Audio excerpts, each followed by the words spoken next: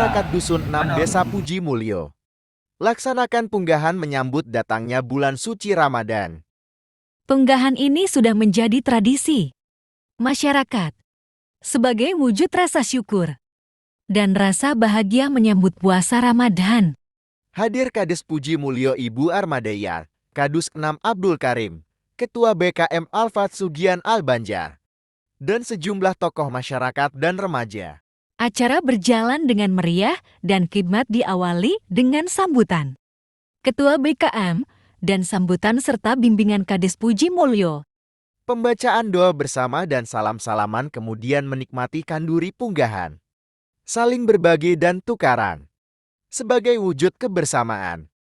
Acara punggahan ini sudah menjadi tradisi turun-temurun. Masyarakat Dusun 6 Desa Puji Mulyo. Semoga berkah dan bermanfaat dalam mewujudkan silaturahmi.